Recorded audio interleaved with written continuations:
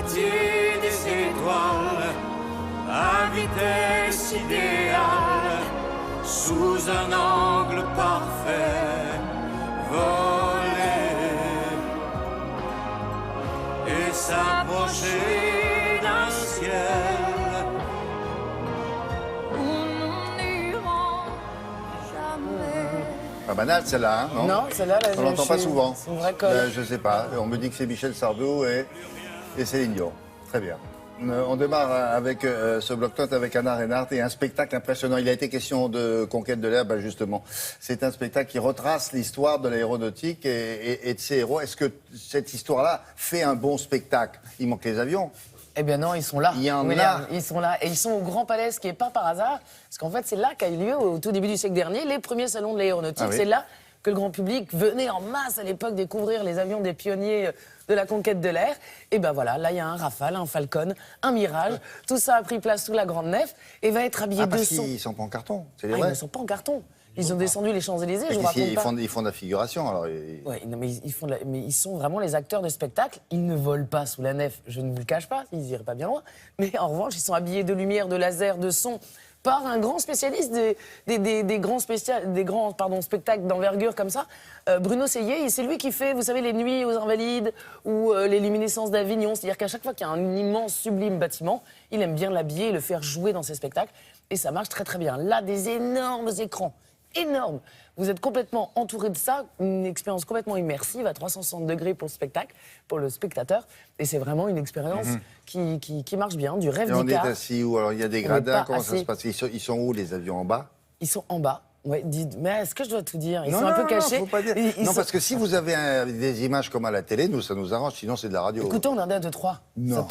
Ça tombe Anna. bien. Voilà. En coulisses, vous allez voir, il y a des moyens qui Ah oui, vous rigolent êtes pas des passé masses. par les coulisses comme d'hab? Oui. Oui.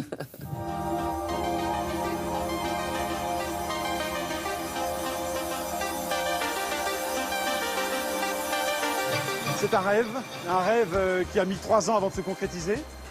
L'idée, c'était de toujours changer le regard du spectateur, qu'il ne soit pas uniquement spectateur. De temps en temps, il va être immergé dans l'action. Il est dans le cockpit d'un avion lors de la bataille de France. Les avions, les Messerschmitt arrivent et tirent sur le public. On est pris dans le tourbillon, on passe le mur du son et de temps en temps, on recrée les ambiances du début du siècle et puis vivre des séquences d'action assez impressionnantes.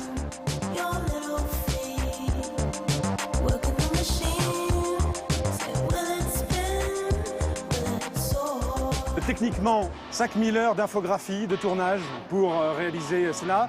Plusieurs mois de recherche, des repérages à Saint-Dizier, à Verdun, à Mérignac, à Istres, le Grand Palais en lui-même, qui est magnifié par un éclairage spécifique. L'image d'archives, l'image projetée sur le Grand Palais pour l'habiller, l'image tournée spécifiquement pour la narration, et puis des images aéronautiques absolument extraordinaires, projetées sur des écrans faits spécifiquement en taille XXL, et puis des très belles voix qui pourront emporter les spectateurs dans une narration épique. Poète d'altitude, il fut générateur de vocations aériennes. Il y a plus de 400 personnes qui ont travaillé dans l'ombre pour réaliser ce spectacle. Moi, je suis là ce soir, mais les 400 sont derrière moi et je les oublie pas parce que sans eux, il n'y aurait pas ce spectacle non plus.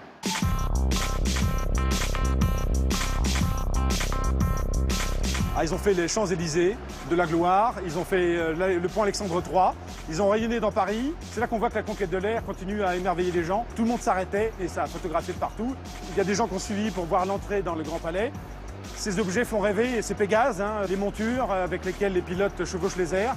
Et là, on a 3 magnifiques montures qui sont là et qui vont s'envoler virtuellement sous les yeux du public.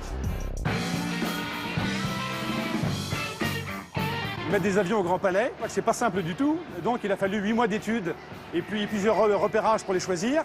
Et pour certains, leur travail, leur habillage a commencé il y a plusieurs mois. Le Falcon Mystère 20 vient de Istres, le Rafale arrive de Bordeaux, le Mirage 3, qui est l'avion de Tanguy-la-Verdure, arrive de Châteaudun. Et il a fallu donc les démonter, les remonter en un temps record, 36 heures pour les techniciens pour le transporter et le remonter. Et puis le poser délicatement sur leur piédestal, parce qu'on ne pouvait pas les laisser au niveau du sol. Donc ils sont inclinés pour que le public les voit bien. Donc il y a eu quelques petits frissons sur la mise en place, mais ça y est, ils sont en place sur leur piédestal, prêts à prendre la lumière Et Dieu sait s'ils sont bien éclairés pour que le public les découvre ces prochains soirs. Ah bon, le public est debout. Ouais.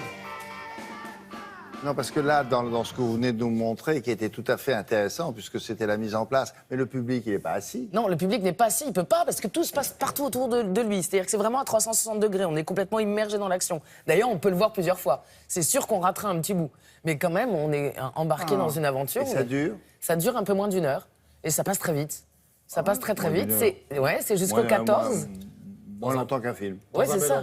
Dans un Et endroit. c'est émotion garantie. C'est jusqu'au 14 avril, 2 fois par soir. Évidemment, il faut attendre que la nuit tombe, sinon C'est les que le lumières. soir. C'est que le soir. Il faut qu'il fasse nuit sous cette verrière. Ça serait oui. compliqué autrement, parce Et que beaucoup de jeux de Donc lumière pour et de les enfants, laser. ça marche pas.